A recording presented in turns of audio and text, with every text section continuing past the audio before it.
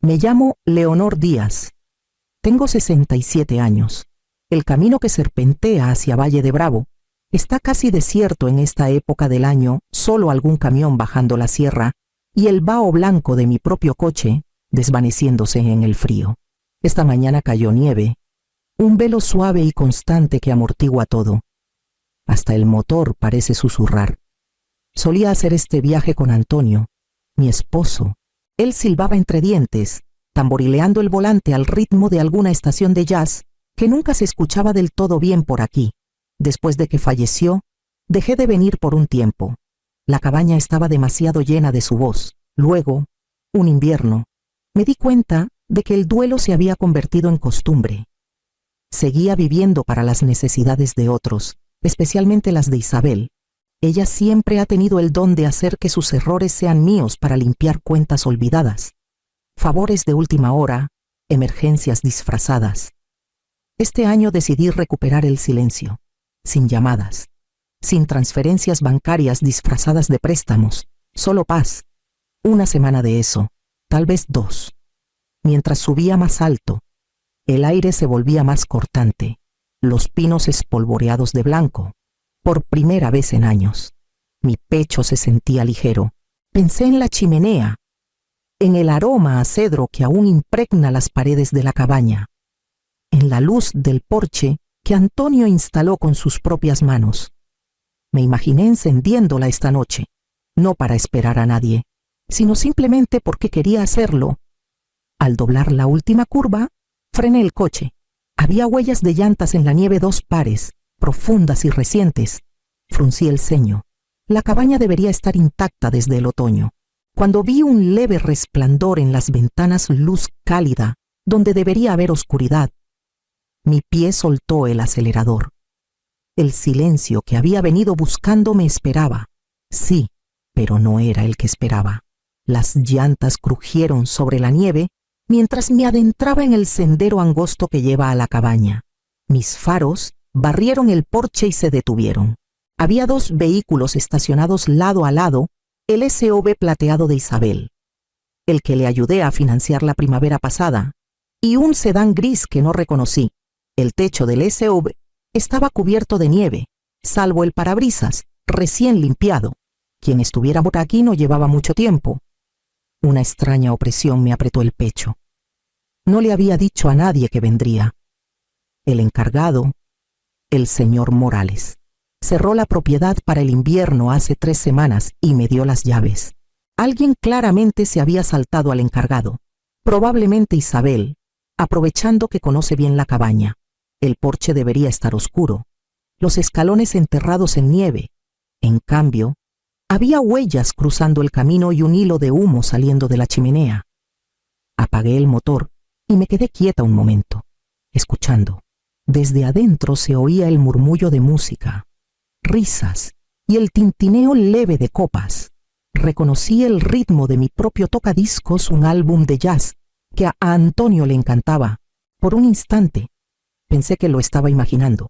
Bajé del coche, el frío atravesándome el abrigo, y subí al porche despacio. Las tablas de madera crujieron bajo mis botas, el mismo sonido que nos recibía en cada visita. A través de la ventana, la sala brillaba dorada y viva. 4 adultos y un niño se movían entre la luz del fuego, sombras que no pertenecían a mi cabaña, mi refugio. Entonces la vi, Isabel, de pie junto a la chimenea, con el cabello recogido, una copa de vino en la mano. Reía, inclinando la cabeza hacia un hombre que supuse era Gabriel. Y su risa cortó como un cuchillo los años que nos separaban. Me aferré al barandal para no perder el equilibrio. Mi cabaña, la cabaña de Antonio, llena de voces extrañas, y la risa de mi hija. Durante un largo momento solo observé, mientras el calor de la incredulidad crecía bajo el aire helado. Luego alcancé el pomo de la puerta. El calor de la chimenea me golpeó primero, seguido del olor a vino y pavo asado. Las risas se mezclaban con la música, subiendo y bajando como si pertenecieran a otro mundo. Uno que había robado el mío. Entré, cerrando la puerta con suavidad. Nadie se dio cuenta. Mi sala parecía arrancada de la memoria de alguien más. Mi vajilla fina estaba desperdigada sobre la mesa del comedor, con manchas de vino floreciendo en el mantel que traje de Florencia hace años. Alguien había reemplazado nuestra foto familiar con una de los padres de Gabriel. Una sutil afirmación de posesión que dolió. Isabel estaba cerca de la chimenea, de espaldas a mí, girando una copa de vino que solo podía venir de mi bodega. Su risa era ligera, despreocupada, del tipo que tenía antes de que la vida le exigiera algo. Gabriel estaba en el sofá, contando una historia que hacía reír al papá y sonrojar de orgullo a la mamá. No fue hasta que me acerqué que Isabel me vio. Su sonrisa se congeló. Sus ojos se entrecerraron como si hubiera visto un fantasma. Por un segundo, pareció dudar entre la vergüenza y el desafío. Luego, con un movimiento de barbilla, eligió el desafío. «¿Qué haces aquí?», preguntó. Su voz lo bastante filosa para cortar el ambiente. «Pudiste haber llamado antes». La madre de Gabriel giró, sobresaltada, mirándonos a ambas. «Oh, tú debes ser Leonor. Isabel nos dijo que les prestaste esta hermosa cabaña para las fiestas. Es simplemente espectacular. No la presté», dije en voz baja. Las mejillas de Isabel se encendieron, pero no de vergüenza. «¡Ay, por favor!». Mamá se burló, con las palabras ligeramente arrastradas por el vino. «No empieces con tus dramas. Eres como un parásito, llegas. Chupas la alegría de todo y esperas que te aplaudan por eso». El silencio cayó como plomo. Hasta la aguja del tocadiscos pareció dudar. Por un instante, no pude respirar. Todos los años ayudándola a pagos de hipoteca, colegiaturas, el coche se condensaron en esa palabra. Parásito. La miré. A la niña que cargué. A la mujer que ya no reconocía. Y finalmente entendí que el silencio que había venido a buscar no se hallaría en la paz, sino en la verdad. Isabel rompió el silencio primero. Rió demasiado fuerte. Un sonido frágil. «No seas ridícula, mamá. Claro que nos prestaste la casa. Tú misma lo dijiste. ¿Recuerdas? Me dijiste que podía usarla si necesitábamos una Navidad tranquila lejos de la ciudad». Sus palabras flotaron, débiles y falsas. Gabriel se movió incómodo, mirando a sus padres. El padre, un hombre alto con un reloj ostentoso y una mirada aún más pesada, frunció el ceño. «¿Es eso cierto? Señora Díaz». Lo miré con calma. «No, no lo es». La madre de Gabriel se llevó la mano al pecho. «¡Ay, Dios! Isabel, tú dijiste...». Isabel la interrumpió, alzando la voz. «Dije que ella está confundida. Siempre se pone así cuando las cosas no giran alrededor de ella». El ambiente se volvió denso, húmedo de tensión. Podía oler el agrio del vino derramado y el leve dejo de vergüenza de quienes se daban cuenta de que habían caído en la mentira de alguien más. «Creo que deberían irse», dije con calma. «Todos ustedes». Los ojos de Isabel relampaguearon. «No, no vas a arruinar esto. Nunca lo haces». Su voz tembló. Luego se volvió temeraria. «Si no paras, llamaré a la policía. Les diré que nos estás acosando en nuestra casa». «Entonces llama», dije. Su mano se lanzó hacia su teléfono. Los demás se movieron inquietos, pero nadie la detuvo.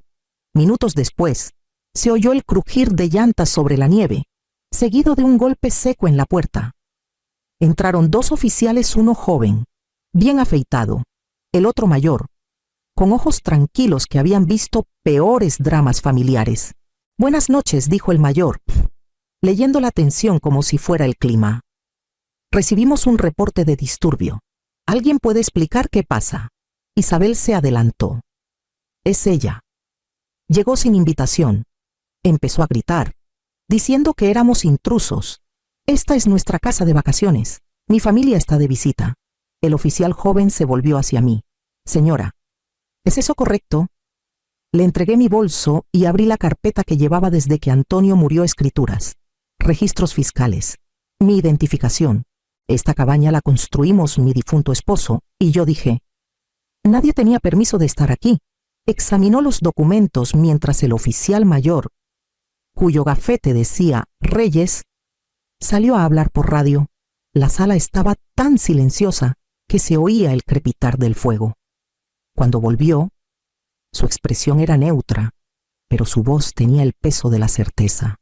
Señora Díaz, me dijo, el municipio confirma que esta propiedad está a su nombre. Legalmente, usted es la dueña. Se volvió hacia Isabel. Señora, si han estado aquí sin permiso, eso se considera entrada ilegal. Los padres de Gabriel palidecieron. La madre se levantó del sofá, temblando. Isabel, tú dijiste... Dios mío, Isabel abrió la boca, pero no salió nada.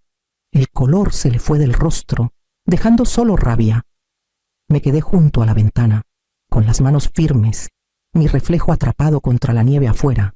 Por primera vez en años, no alcé la voz, no supliqué, no expliqué, no suavicé la verdad. Solo me quedé quieta mientras el peso de sus mentiras se derrumbaba a su alrededor. El oficial Reyes asintió lentamente, casi con respeto. Señora Díaz, ¿quiere que abandonen la propiedad esta noche? Sí, dije en voz baja. Creo que es lo mejor. Isabel se volvió hacia mí. Con los ojos vidriosos, su desafío parpadeando como una llama moribunda. Te arrepentirás de esto, susurró. No respondí. Los oficiales los escoltaron hacia la puerta, y yo me quedé junto al fuego, respirando el aire que por fin, con todo derecho, era mío otra vez. Los oficiales se quedaron lo suficiente para asegurarse de que todo estuviera en calma. Calma no era la palabra correcta para lo que llenaba la sala, era un silencio aturdido, como el que sigue a un temblor antes de que la gente comprenda que se destruyó. El oficial Reyes dio un último recordatorio de que cualquier otra entrada sin consentimiento llevaría a un arresto. Luego me quipnul con respeto silencioso y salió a la nieve, sus botas crujiendo por los escalones. Isabel se quedó inmóvil cerca de la chimenea, con la mandíbula tensa, los ojos ardiendo entre furia y desconcierto. Gabriel se quedó atrás, viéndose pequeño junto al silencio pesado de su padre. Mamá, empezó Isabel, con la voz inestable. No puedes hacer esto. No puedes echarnos como si fuéramos desconocidos. Dejé mi bolsa en la mesa del comedor, la misma que habían cubierto con guirnaldas baratas y vino derramado. No son desconocidos, Isabel, dije, abriendo mi laptop. Eres mi hija. Por eso me ha tomado tanto tiempo. Sus ojos se fijaron en la pantalla. ¿Qué haces? Estoy asegurándome de que esto no vuelva a pasar. Abrí mi correo y escribí un mensaje breve a mi administrador de propiedades a partir de este momento. Cancelen la asistencia de renta para el departamento 3B. Envíen la notificación de terminación a la inquilina Isabel Díaz Gómez dentro de las próximas 48 horas. La voz de Isabel se agudizó. No te atreverías. No levanté la vista. Ya lo hice. Luego, entré al portal del banco, buscando la cuenta compartida que ella usaba para emergencias. Congelé la línea de crédito. Luego abrí otra ventana y retiré mi nombre como garante del préstamo de su vehículo. El suave clic de las teclas resonaba como un metrónomo en el silencio. Isabel dio un paso adelante, con las manos temblando. «Me estás arruinando, ¿cómo puedes? Después de todo lo que he hecho por ti». La miré entonces. Su rostro, alguna vez tan familiar, parecía más viejo de lo que sus años merecían, marcado por el cansancio de querer siempre más. «Nunca has hecho nada por mí», Isabel, dije en voz baja. «Solo has tomado, y yo te lo permití». Su respiración se cortó. «No puedes cortarme así. No tengo nada sin ti. Entonces aprenderás a sostenerte sola». Por un momento nadie se movió. Hasta el fuego pareció encogerse. Los padres de Gabriel intercambiaron una mirada de vergüenza, y los ojos de Gabriel cayeron al suelo. Cerré la laptop y la guardé en mi bolsa. Mi pulso estaba firme. Ya no estaba enojada, solo vacía, como un pozo que por fin se secó. Isabel se hundió en una silla, con la voz ahora pequeña, rota. «No puedo creer que estés haciendo esto. Pues yo sí dije, ya era hora, afuera». La nieve comenzó a caer otra vez, lenta y pesada. Las huellas de las llantas de los oficiales ya se desvanecían en un silencio blanco.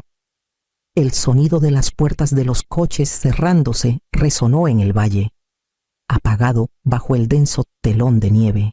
El oficial Reyes se quedó mientras los Gómez recogían sus abrigos y bolsas en silencio.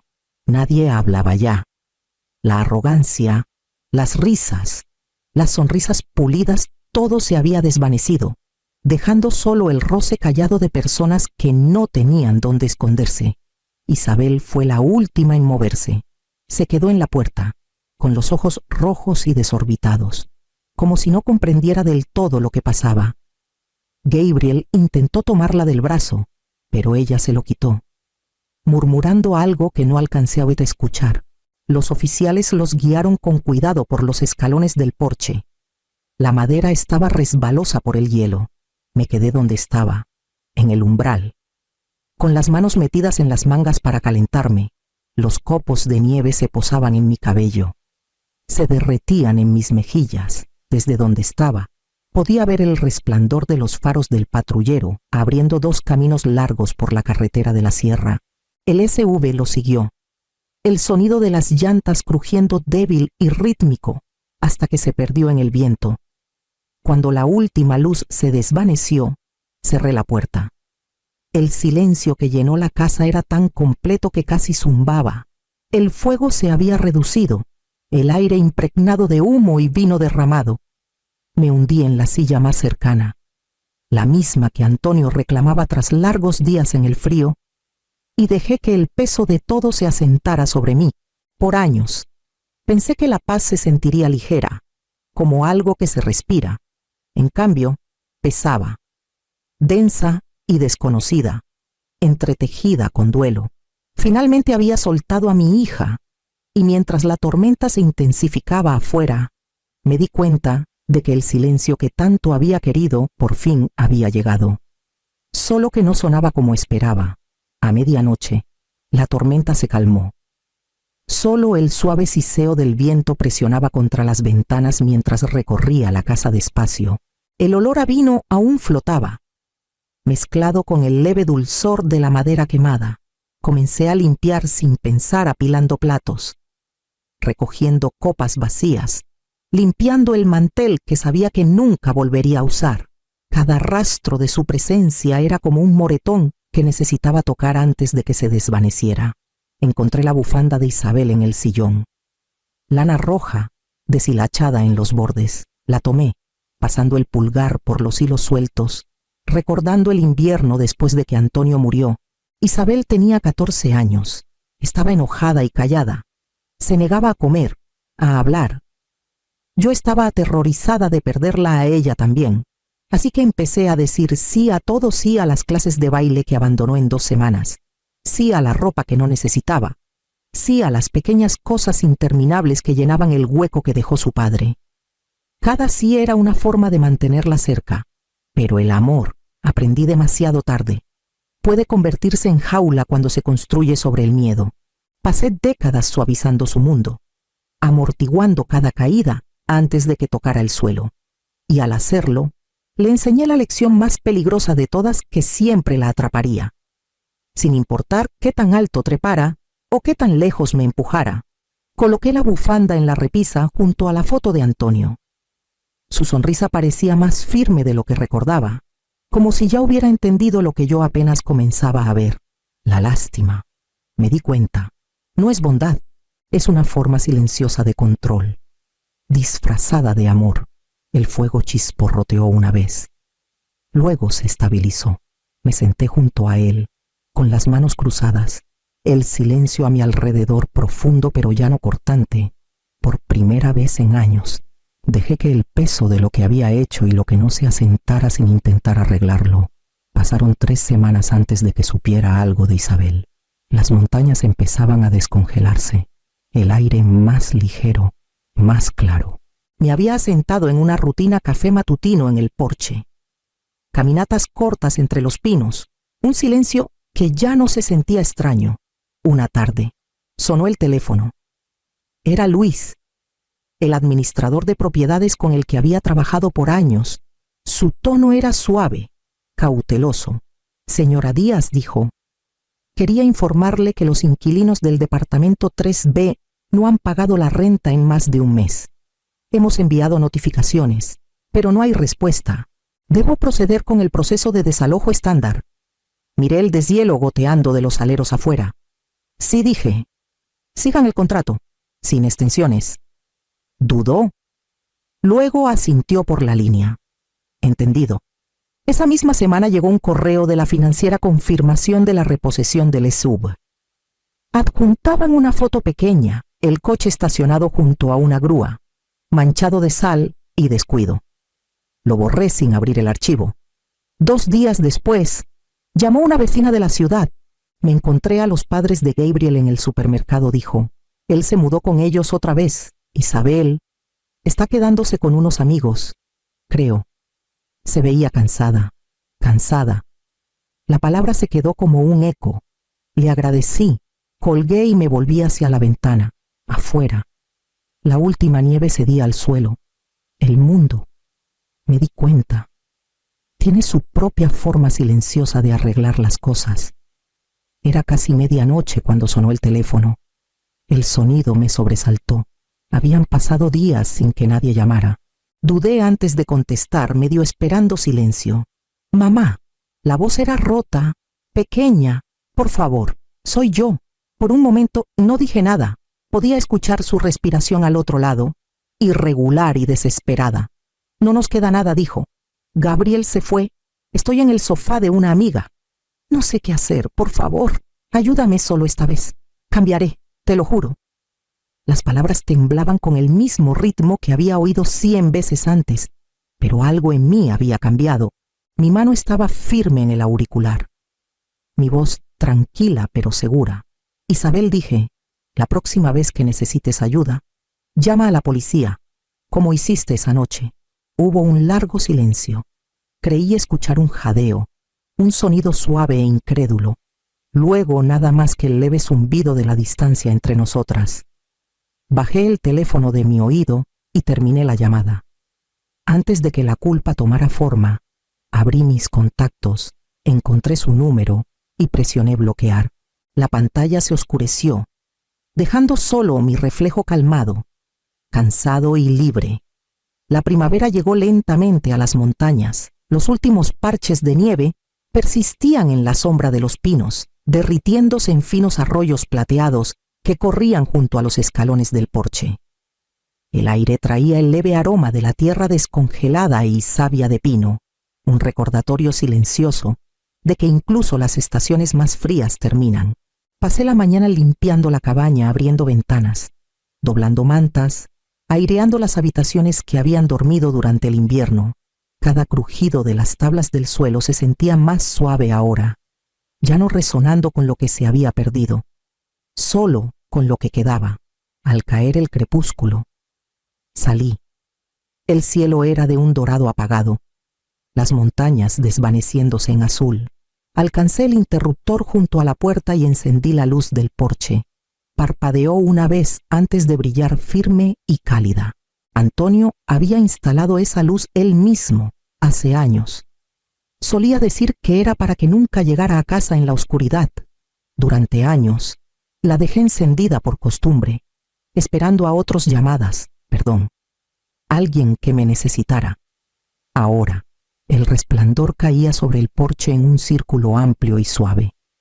Me quedé allí un rato, escuchando el goteo de la nieve derretida, y susurré: esta luz ya no es para esperar, es para la paz. Me llamo Isabel Torres, tengo 72 años. He vivido en esta casa en la Plaza de la Independencia, en Morelia, por más de 40 años. Tiempo suficiente para saber cómo la luz se cuela por la ventana de la cocina a cada hora. Esa tarde, mientras preparaba la mesa para la cena del domingo, los tazones de cristal atrapaban los últimos rayos un dorado suave que se volvía afilado al deslizarse sobre los cubiertos. Gabriel y su esposa, Mariana, llegarían en cualquier momento. Había asado un pollo, como a Gabriel le gustaba de pequeño, con tomillo y limón bajo la piel. Era mi pequeño ritual de normalidad. Cuando sonó el timbre, la risa de Mariana llegó antes que su perfume algo dulce y caro que nunca lograba ocultar un dejo agrio. «Ay, Isabel», dijo al entrar, «todavía te las arreglas tan bien a tu edad». Las palabras cayeron suaves, pero picaron. Gabriel me besó en la mejilla, distraído, ya hablando de un proyecto en el trabajo. Mariana lo seguía, recolocando las servilletas que yo había doblado, moviendo una vela 1 centímetro a la izquierda. «Solo para que se vea equilibrado», murmuró. En la mesa, la charla saltó por temas seguros los clientes de Gabriel, una nueva propiedad que Mariana estaba emocionadísima de vender, la humedad de Morelia. Ella elogió mi comida 2 veces y luego añadió: «Me sorprende que aún uses ese horno de gas viejo. Ha de ser complicado». «Querida», sonreí. «Funciona bien». «Claro que sí», dijo, con un tono meloso. «Siempre has sido tan capaz». Sus ojos se detuvieron en mí 1 segundo de más. Sentí el aire tensarse. Cuando llegó el postre, Gabriel se excusó para tomar una llamada. Mariana alcanzó una copa de vino y la volcó. Se rompió contra el azulejo. Por un instante, solo se oyó el tic-tac del reloj. Me agaché a recoger los pedazos, pero la mano de Mariana tocó mi brazo ligera, intencional. «Ten cuidado, Isabel», dijo, con voz suave como seda. «No quisiéramos otro accidente». La miré. Su sonrisa no llegaba a sus ojos. Gabriel regresó, sin preguntar nada, sin notar nada. Terminamos la cena en una cortesía frágil. Cada sonido amplificado, el roce de un tenedor, el zumbido del refrigerador, mi propio corazón latiendo demasiado fuerte. Cuando se fueron, lavé los platos despacio, la casa asentándose a mi alrededor, entre el tintineo de la porcelana y el siseo del agua. Me di cuenta de que esa noche había cambiado algo que aún no podía nombrar, pero pronto lo descubriría. 1 semana después de esa cena, no encontré las llaves de la casa. Las había dejado, como siempre, en el pequeño tazón de cerámica junto a la entrada, un hábito tan arraigado que era casi instinto. Busqué en los mostradores, los cajones, hasta en el refrigerador, absurdamente esperando que aparecieran en algún lugar obvio. Nada. Cuando Mariana pasó por la mañana con una bolsa de víveres por si acaso, lo mencioné de pasada. «Qué raro», dije. «Mis llaves desaparecieron». Ladeó la cabeza, sonriendo con ese cuidado suyo. «Has estado bajo presión, Isabel. Es fácil perder cosas a tu edad». Su tono era miel, pero las palabras se pegaban como goma. Esa semana, 2 sobres desaparecieron de mi escritorio, estados de cuenta bancarios que dejé sin abrir, planeando revisarlos con Gabriel.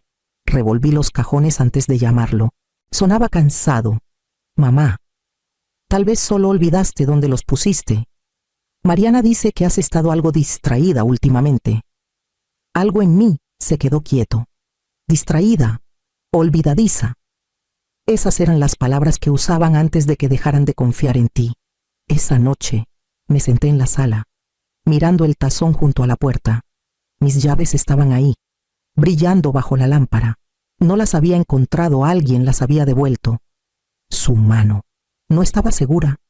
El pensamiento me revolvió el estómago. Me dije que era un malentendido. Las cosas se mueven, el correo se pierde. Aún así, empecé a cerrar mi recámara con llave por las noches, escuchando sonidos que no podía nombrar. Cuando Mariana vino de nuevo el domingo, trajo tulipanes y un nuevo tono de lástima. «Todos tenemos estos momentos», dijo, arreglando las flores. «No hay nada de qué avergonzarse». Su mano rozó mi hombro ligera, reconfortante, y se quedó justo lo suficiente para hacerme dudar si eso era lo que realmente quería decir. Ocurrió un martes por la mañana. Regresé del mercado, equilibrando una bolsa de papel contra mi cadera, y la llave no giró. Lo intenté de nuevo, con más fuerza. El cerrojo chasqueó inútilmente, irreconocible bajo mi mano. Por un momento, pensé que me había equivocado, tal vez. Tomé la llave equivocada, pero no, era la mía. Llamé a Gabriel. No contestó, así que llamé a Mariana. Llegó 15 minutos después, radiante como siempre, como si hubiera esperado la llamada. «Ay, Isabel», dijo, con voz llena de preocupación suave. «Se me olvidó decirte cambiamos las cerraduras ayer. Ha habido robos cerca de aquí». Gabriel pensó que te haría sentir más segura. Deslizó una nueva llave en mi mano. El metal frío, dejando una marca en mi palma. «Deberías haberme avisado», murmuré. «Quise hacerlo», dijo con una sonrisa compasiva. «Solo que hemos estado muy ocupados últimamente. Adentro, la casa se sentía diferente. El aire olía ligeramente a perfume, y los muebles brillaban con un abrillantador que no había comprado. La foto de mi esposo, la del marco de latón junto a la chimenea, había desaparecido. Cuando pregunté, Mariana frunció el ceño pensativa. «Debe haberse caído cuando estaba limpiando. La encontraré». No lo hizo.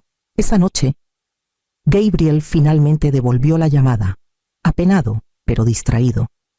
«Mariana dijo que te avisó de las cerraduras», dijo. «Solo quiere ayudar. Ella ha estado cambiando cosas», dije en voz baja. «Cosas pequeñas», suspiró. «Mamá, por favor, no empieces. Ella hace lo mejor que puede». La línea quedó en silencio antes de que colgara. Cuando cayó la noche, me senté junto a la ventana con una taza de té que ya se había enfriado. Afuera, las luces de la calle parpadeaban entre los fresnos, pintando el porche con sombras inquietas. La casa crujía, familiar pero extraña, como si se estuviera adaptando a la presencia de alguien más. Miré la chimenea, al espacio vacío donde debería estar su foto. Por primera vez en 40 años. La casa no se sentía como hogar. Se sentía como un lugar que solo alquilaba esperando permiso para pertenecer otra vez. Todo empezó con una factura. La encontré en el correo esa mañana, un estado de cuenta de crédito desconocido con mi nombre impreso claramente en la parte superior. El saldo era lo bastante alto como para acelerar mi pulso. Nunca había tenido esa tarjeta. Cuando pregunté a Gabriel, prometió investigarlo. Distraído como siempre, Mariana llamó después, con voz suave, mesurada. «Oh, eso», dijo con ligereza. «Debo haber usado tu dirección para una cuenta de negocios. Ya está arreglado. No te preocupes». Pero sí me preocupé. Durante horas, me senté en la mesa de la cocina, leyendo la misma línea del estado de cuenta una y otra vez hasta que los números se volvieron borrosos. Cuando llegó la noche, la llamé de nuevo. «Mariana, necesito que me expliques esto bien. Llegó en media hora. No tocó, ya nunca lo hacía. Pareces alterada», dijo, cerrando la puerta tras ella. «Gabriel me dijo que has estado ansiosa últimamente». Puse la factura en la mesa entre nosotras. «Esto no es ansiedad», dije. «Es fraude». Su sonrisa no titubeó. Palabra fuerte. «Isabel, seguro es solo una confusión». El aire se sintió más pesado. Dio un paso más cerca, su perfume dulce y sofocante. «Has estado olvidando cosas», susurró. «Tal vez hasta firmaste algo y no lo recuerdas». Empujé el papel hacia ella. «Vete», dije. Rió suavemente, sacudiendo la cabeza como si hablara con una niña. «Qué dramática eres». Y entonces, de repente, su mano estaba en mi garganta. El movimiento fue rápido, casi elegante, como si lo hubiera ensayado.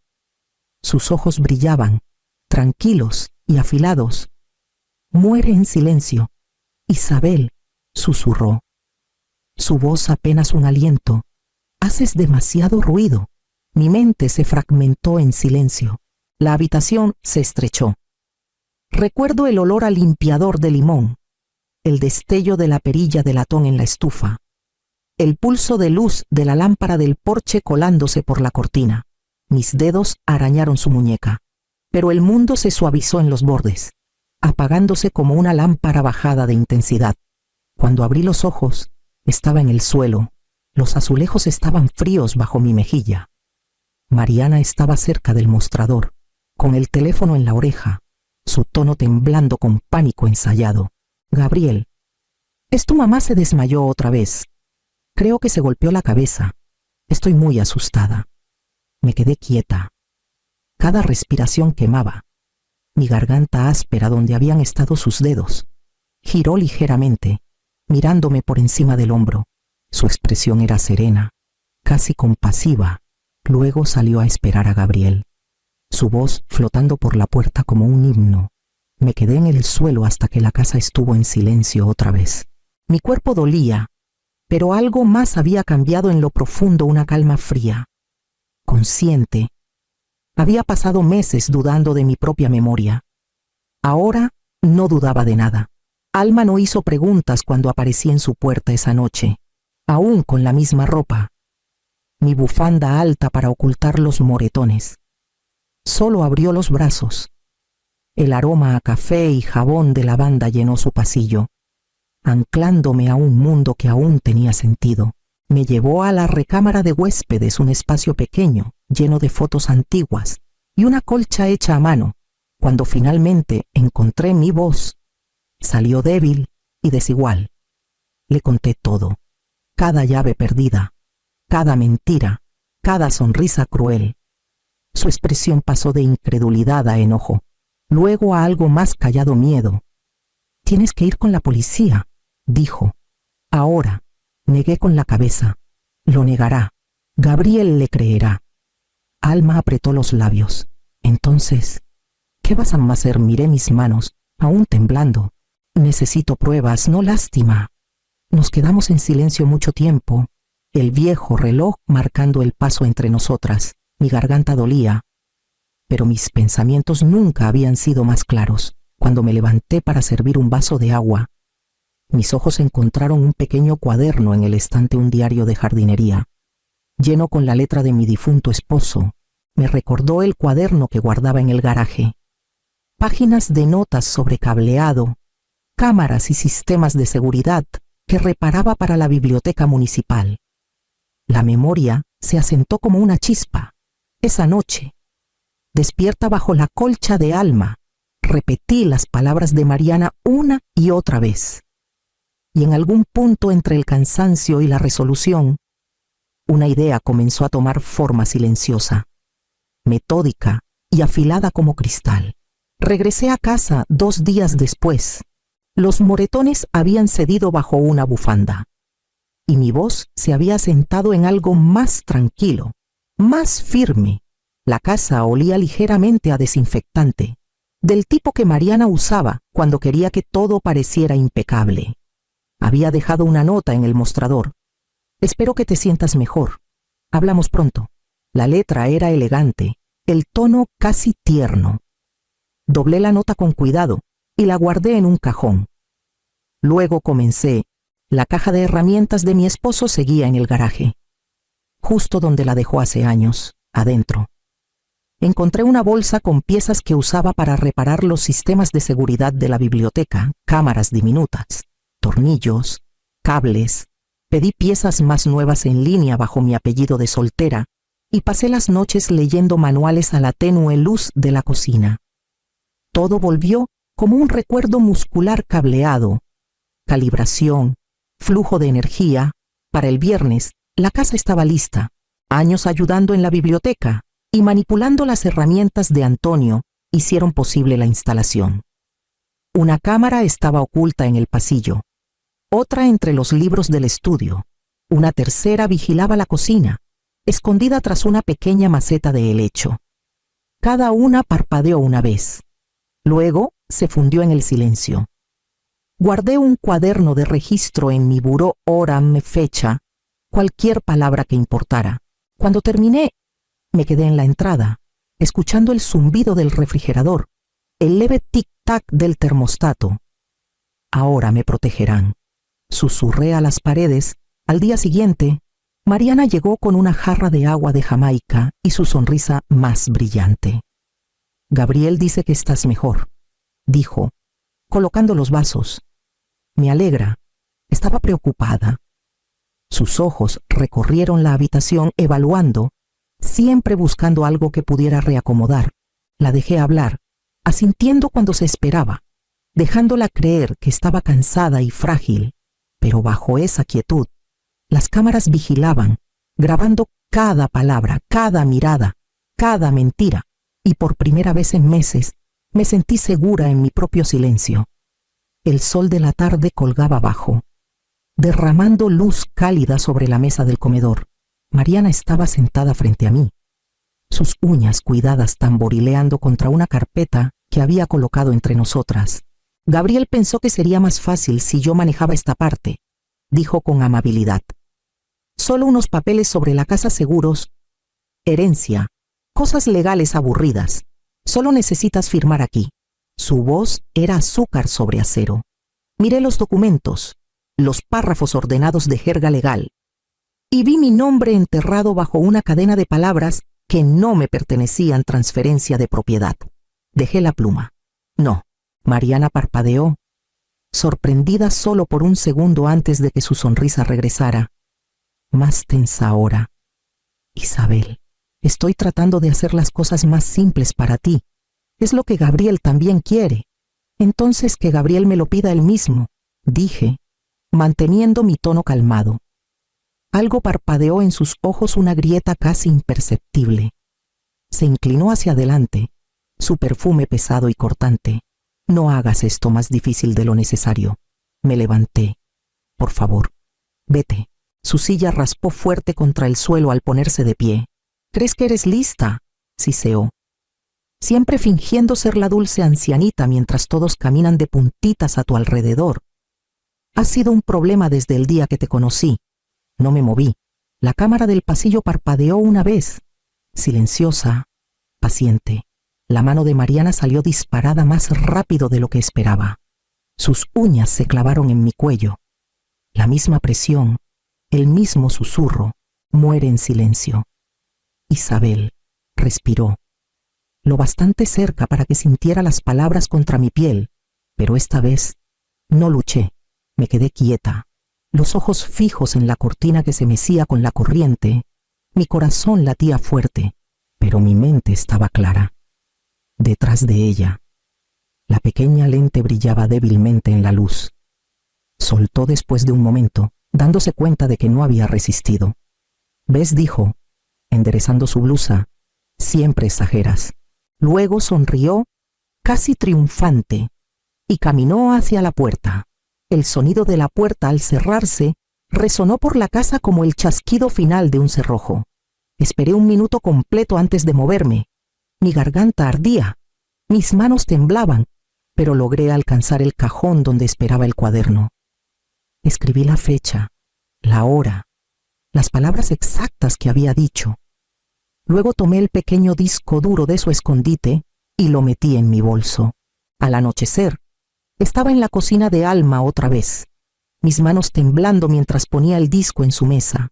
La tetera silbaba suavemente detrás de nosotras.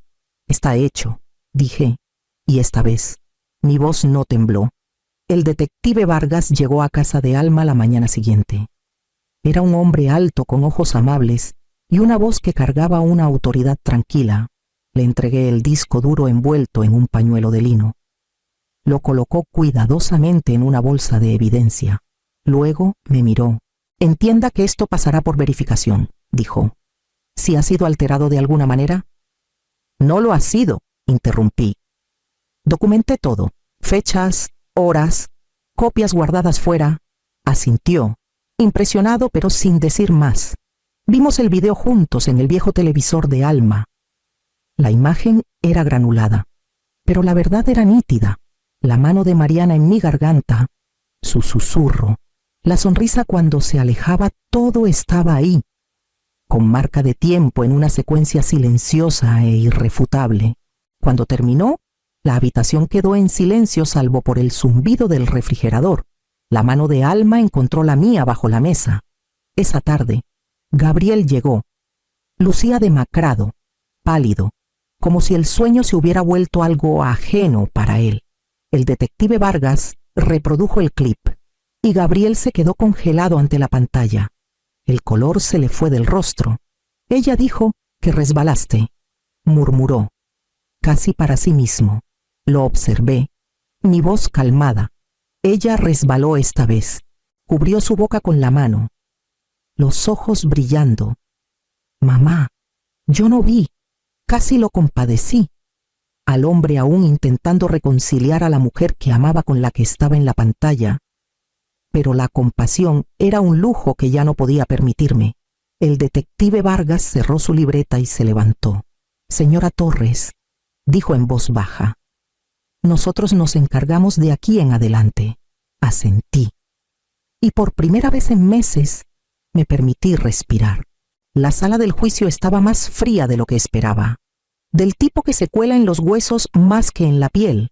Me senté al frente junto al detective Vargas, las manos cruzadas en mi regazo. Al otro lado de la sala, Mariana lucía impecable en un traje crema, el cabello perfectamente recogido. Sonrió débilmente cuando nuestros ojos se encontraron pulida, practicada, imperturbable.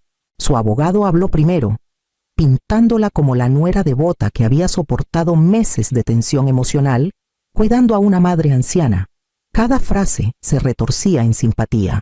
Mariana se secaba los ojos con un pañuelo, sus lágrimas cuidadosamente cronometradas. Gabriel estaba detrás de ella, los hombros encorvados, mirando al suelo. Cuando la fiscal se levantó, el aire cambió. «Señoría», dijo con calma, «nos queda una última pieza de evidencia por presentar». Se volvió hacia la pantalla. El monitor parpadeó una vez, luego cobró vida. El pasillo granulado llenó la sala. La voz de Mariana, baja pero clara, se oyó por los altavoces. «Muere en silencio, Isabel». Por un momento nadie respiró. Luego vino el sonido de la lucha, el breve golpe, el silencio, los pasos lentos al alejarse. Jadeos recorrieron la sala como viento entre hojas. Mariana se congeló, su rostro perdiendo color. La voz del juez cortó el silencio. «Alguacil, llévela bajo custodia». Mariana no me miró mientras las esposas chasqueaban. Gabriel aún no podía levantar la cabeza. No me moví. No había nada más que decir, nada que probar. La verdad había hablado por mí clara, firme, innegable. Cuando se la llevaron, cerré los ojos y por primera vez en mucho tiempo, el silencio se sintió como paz. La primavera regresó lentamente a Morelia, del tipo que llega en un susurro más que en una tormenta. Me mudé de nuevo a la casa en la Plaza de la Independencia a principios de marzo, cargando solo lo necesario. Las cerraduras eran nuevas ahora, el aire más ligero. Las habitaciones habían sido repintadas, aunque mantuve una cosa igual, el leve rastro de abrillantador de limón que a mi esposo le encantaba. La primera noche sola, caminé de cuarto en cuarto, tocando los bordes familiares de mi vida. La casa ya no se sentía embrujada, se sentía honesta, incluso en su silencio.